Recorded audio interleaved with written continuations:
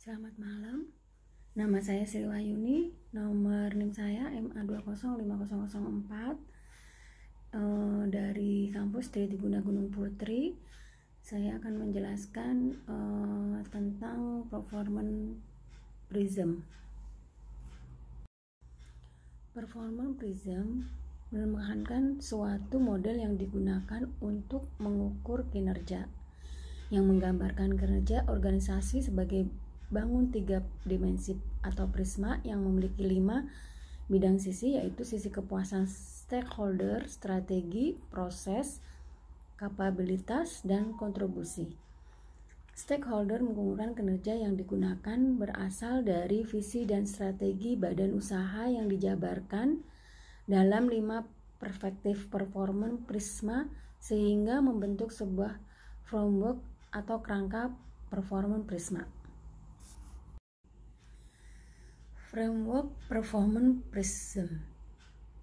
Di sini ada bangunan prisma yang berbentuk segitiga. Di atas adalah stakeholder stratification atau kepuasan stakeholder. Segitiga di belakang ini adalah strategi dan yang di sampingnya adalah segitiga prosesif, dan selanjutnya capabilities atau kemampuan. Segitiga yang di bawahnya yaitu stakeholder kontribusi. Framework performance prisma 2. Stakeholder stratification terdiri dari investor, customer, intermediaries, regulator, dan communities supplier. Strategis yaitu terdiri dari corporate, business unit, brand, produksi atau service, dan operator. Segitiga prosesif terdiri dari develop, production, dan service, general demand, fulfillment, plan, dan enterprise. Segitiga capability yang terdiri dari people, SDM atau practices, teknologi, dan infrastruktur. Di performance prism diawali dengan stakeholder demand, masuk ke strategi direction, lanjut ke proses. Setelah ada arahan dari strategi direction yang telah dikembangkan, muncullah solution. Development baru ke capability atau kemampuan perusahaan, terciptalah stratification, delivery. Stakeholder stratification hubungan timbal balik. Performance prism mempunyai 5 perspektif. Yang pertama yaitu kepuasan stakeholder. Siapa saja stakeholder organisasi, apa saja keinginan kebutuhan mereka. Stakeholder yang pertimbangkan di sini meliputi konsumen, tenaga kerja, supplier, pemilik atau investor, serta pemerintah dan masyarakat sekitar. Yang kedua yaitu strategi, memberikan kepuasan terhadap keinginan dan kebutuhan para stakeholder. Strategi dalam hal ini sangat diperlukan untuk mengukur kinerja organisasi sebab dapat dijadikan sebagai monitor atau acuan sudah sejauh mana tujuan organisasi telah tercapai. Yang ketiga yaitu proses. Proses-proses apa saja yang dibutuhkan untuk meraih strategi yang sudah ditetapkan. Proses di sini diibaratkan sebagai mesin dalam meraih sukses, yaitu bagaimana caranya agar organisasi mampu mendapatkan yang tinggi dengan pengeluaran serendah mungkin. Misalnya dengan mengoptimalkan sistem penggandaan barang. Yang keempat, kapasitas, kemampuan apa saja yang dibutuhkan untuk menjalankan proses yang ada. Kapabilitas atau kemampuan di sini maksudnya ada kemampuan yang dimiliki oleh organisasi. Organisasi meliputi keahlian sumber dayanya, praktisi bisnis, pemanfaatan teknologi, serta fasilitas pendukungnya. Yang kelima yaitu kontribusi stakeholder. Kontribusi apa yang perusahaan butuhkan dan diinginkan dari para stakeholder untuk mengembangkan kemampuan yang dimiliki, untuk menentukan apa saja yang harus diukur merupakan tujuan akhir pengukuran kinerja dengan model performance prism ini, maka organisasi harus mempertimbangkan hal-hal apa saja yang diinginkan dan dibutuhkan dari para stakeholder-nya. Stakeholder and organisasi want and need.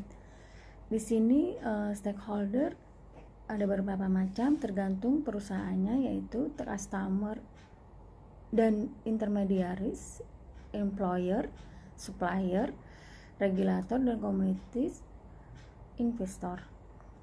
Stakeholder ini customer and intermediaries.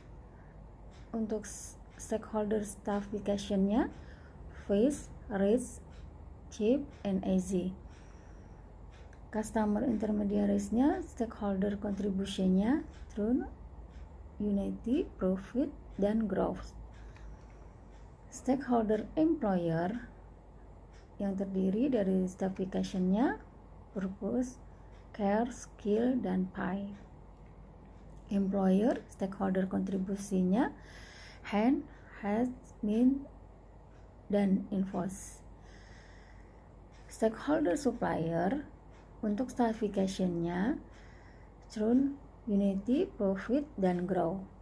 Supplier stakeholder kontribusinya fast, rich, cheap, and easy. Stakeholder regulation komunikasi untuk stakeholder stratification-nya legal, fair, safe, and true.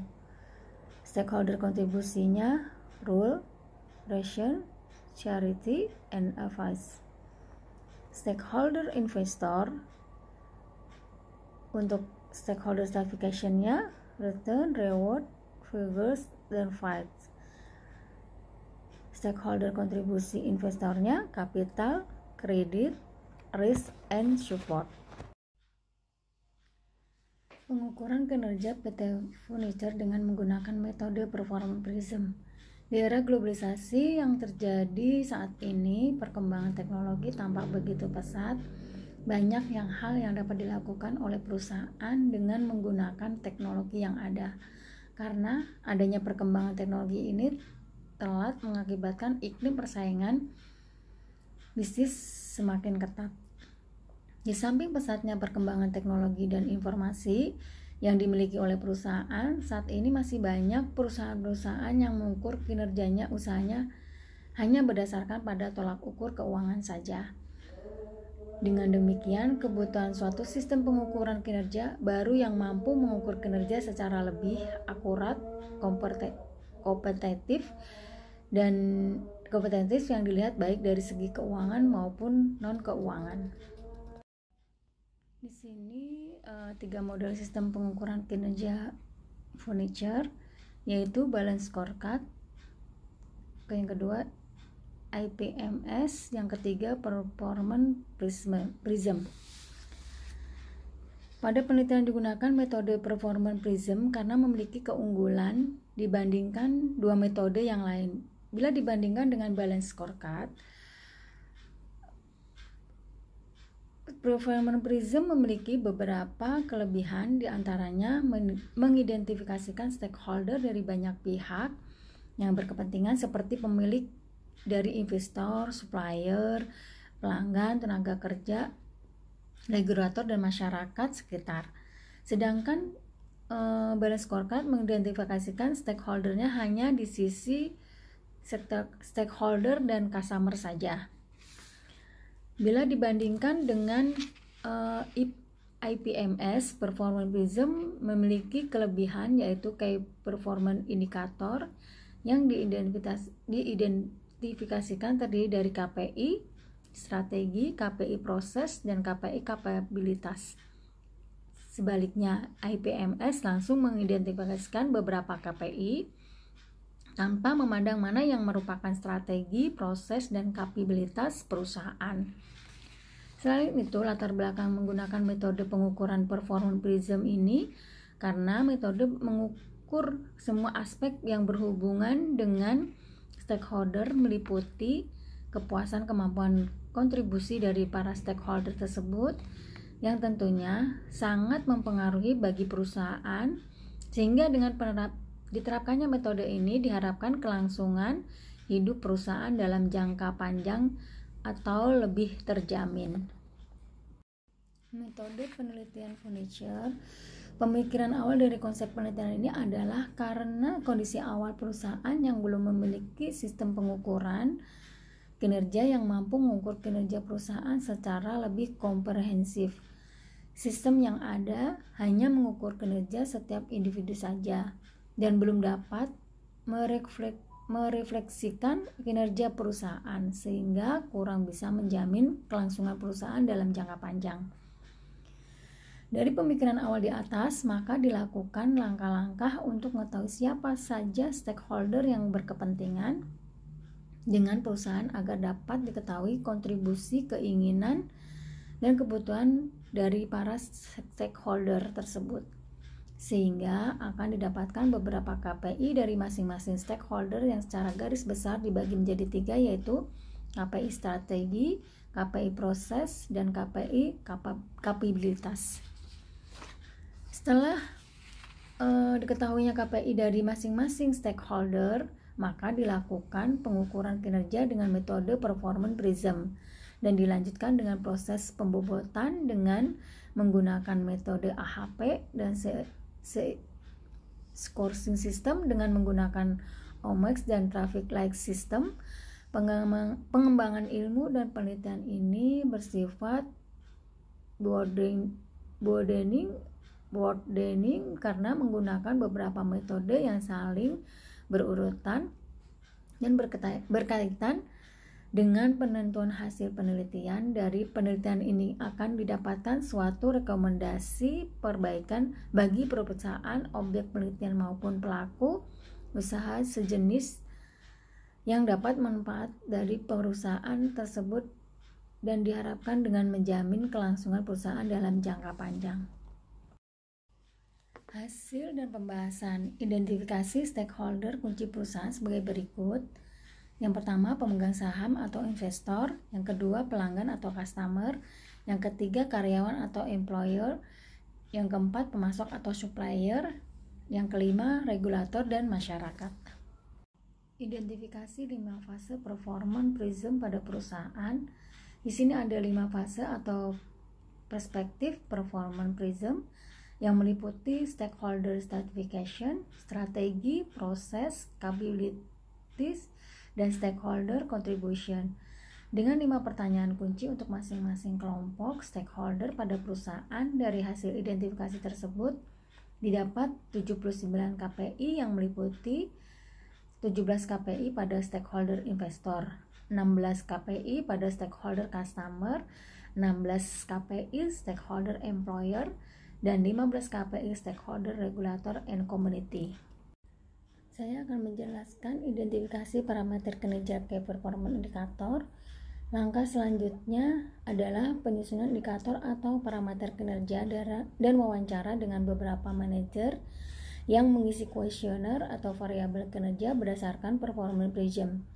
Berdasarkan hasil diskusi dan mempertimbangkan segi pengukuran kinerja, hasil checklist pemilihan variabel kinerja performance prism yang disarankan, dan hasil identifikasi kelima fase parameter kinerja performance indikator yang dilakukan mengklarifikasikan sesuai dengan kerangka dasar performance prism. Sebagai verifikasi parameter kinerja yang telah disusun, dilakukan diskusi kembali dengan pihak-pihak yang berkompeten dan perusahaan untuk memastikan bahwa parameter kinerja yang disusun benar-benar bisa diterapkan dan disesuaikan dengan kebutuhan perusahaan. Pembobotan dan pengkategorian KPI. Parameter-parameter yang telah dirumuskan di atas kemudian dituangkan ke dalam kuesioner untuk diberikan kembali kepada semua manajer perusahaan untuk diberi bobot sesuai dengan kebutuhan perusahaan. Bobot untuk masing-masing kategori kemudian diolah menggunakan HHP untuk menentukan tingkat kepentingan perusahaan terhadap KPI tersebut. Total nilai bobot dari seluruh KPI adalah 1. Pembobotan dilakukan sebanyak 3 kali. Pembobotan tersebut adalah pembobotan antara stakeholder pembobotan antara fase dan setiap stakeholder, dan pembobotan antara KPI dan setiap fase. Dari ketiga pembobotan dilakukan akan mendapatkan nilai pembobotan perusahaan secara keseluruhan.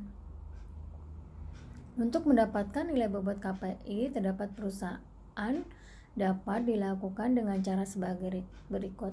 KPI 1 nilai bobotnya stakeholder investor dikali bobot fase participation dan dikali nilai bobot KPI 1 dalam fase certification sama dengan 0,085 dikali 0,35 dikali 0,38 sama dengan 0,011. Besar kecilnya nilai bobot menentukan nilai performance indikator pada scoring KPI.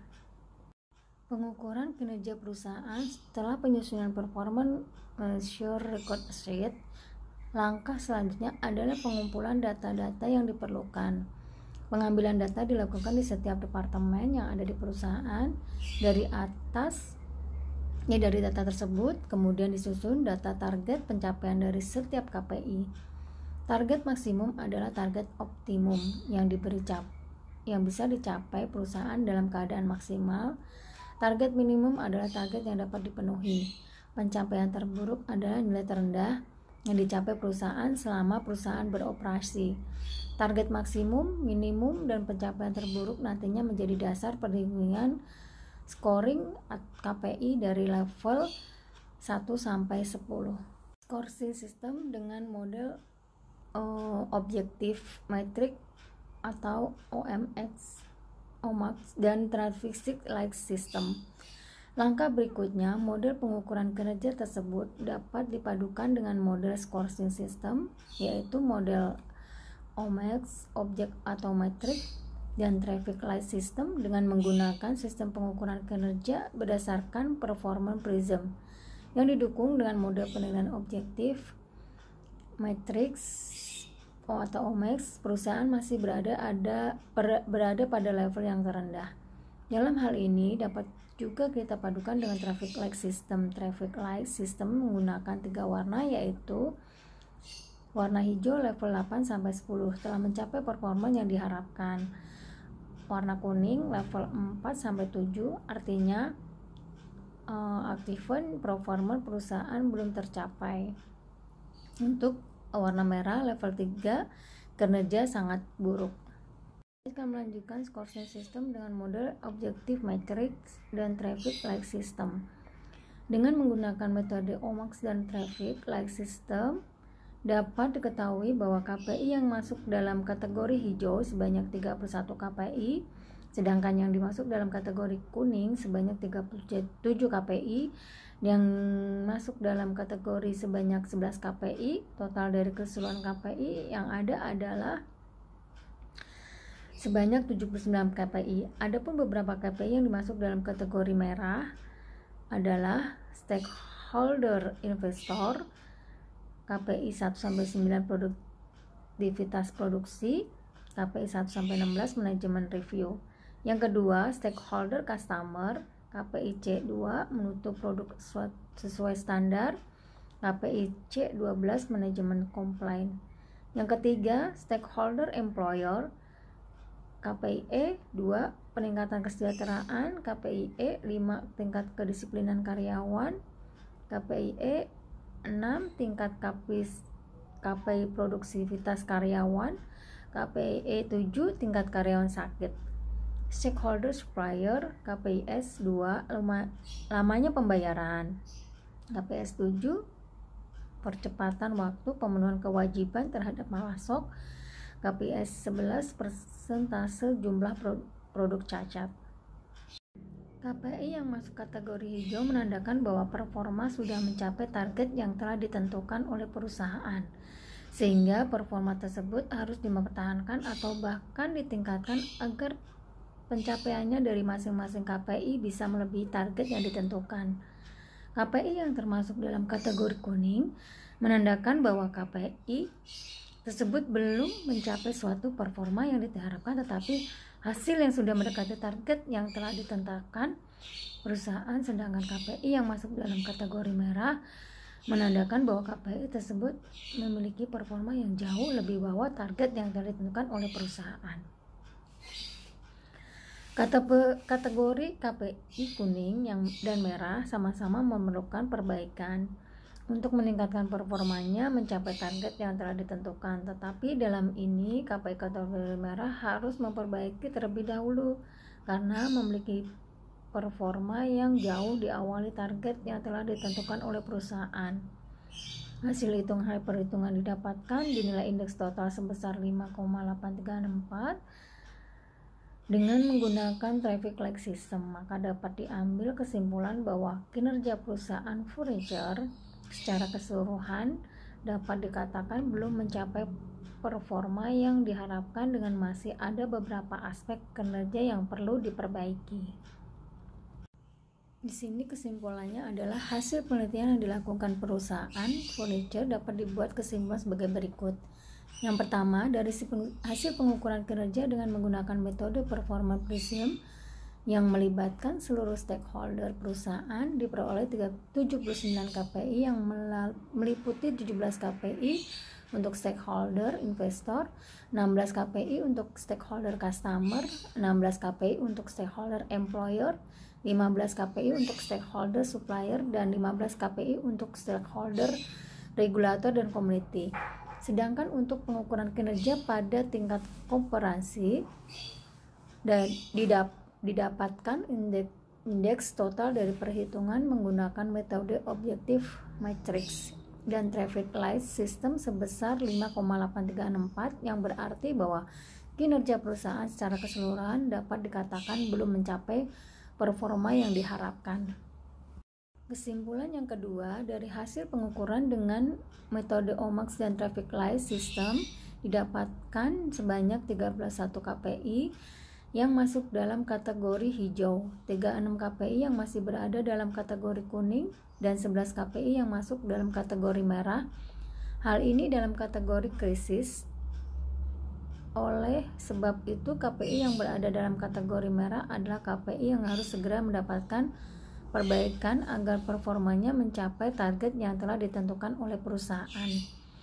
Kesimpulan yang ketiga, rekomendasi dalam perbaikan diberikan pada 11 KPI yang berada dalam kategori merah dengan merekomendasikan perbaikan yang berupa penerapan konsep pada produktivitas produksi, manajemen review untuk produk sesuai dengan standar, manajemen komplain, peningkatan kesejahteraan, tingkat kedisiplinan karyawan, tingkat karyawan yang sakit, lamanya pembayaran, percepatan waktu, pemenuhan kewajiban terhadap pemasok, dan presentasi jumlah produk cacat. Bentuk dari rekomendasi perbaikan ialah berupa penerapan konsep perbaikan sistem yang telah ada, perbaikan jalur yang beroperasi dengan penyempurnaan SOP yaitu standar operasional prosedur perusahaan. Demikianlah penjelasan saya. Sebelumnya terima kasih dengan Ibu dosen Everin. Mohon maaf apabila ada salah kata, mohon dimaafkan, dan sebelumnya terima kasih. Selamat malam.